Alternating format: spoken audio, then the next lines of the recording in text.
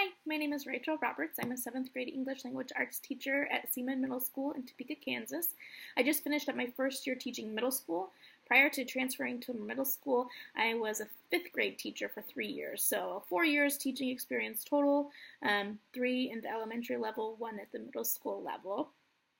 Why I want to become a principal is over my 4 years of teaching, I've had four different administrators, 2 at the elementary level and 2 at the middle school level.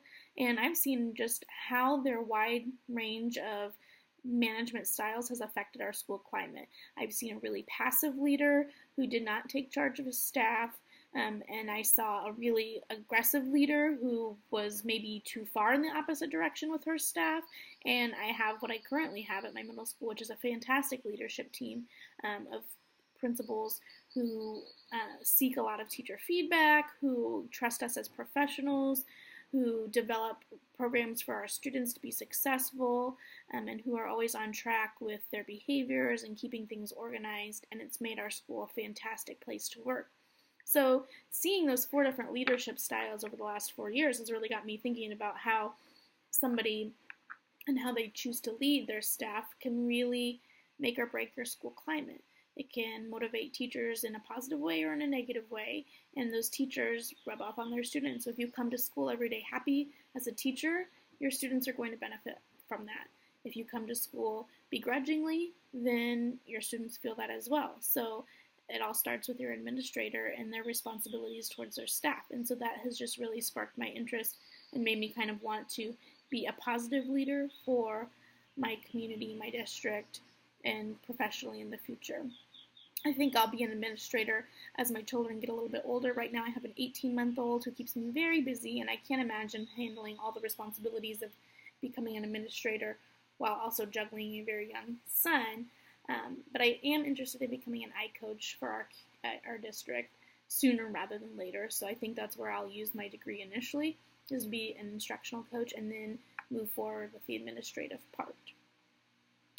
I'm lucky that I've had really positive past evaluations as a teacher. My district evaluates you for the first 4 years of your teaching career with them. So I've been basically evaluated nonstop for the last 4 years, which is okay. I always welcome teachers and administrators into my classroom. I don't have anything that I don't want to show other people. I'm excited about what I do and how I teach. So it's always fine to be evaluated in my perspective. But the first couple years, we would get, I think, 4 to 6 walkthroughs a year. I think the first year was 6, the second year was 4, and then my 3rd and 4th years, we got 2 walkthroughs. And then I would get evaluated 2 times a year, like as a formal evaluation in my 1st and 2nd years. And then my 3rd and 4th years, I got evaluated once professionally, like my official evaluation once each year. I'm lucky that all my evaluations have been really well, have gone really well.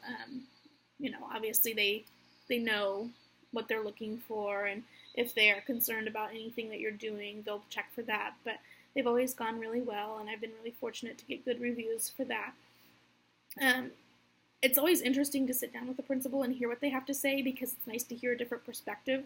When you're teaching, you don't really get to look back on what you did, and so when you hear somebody who's got a lot of experience explaining what you did and how you did it, I always welcome the feedback.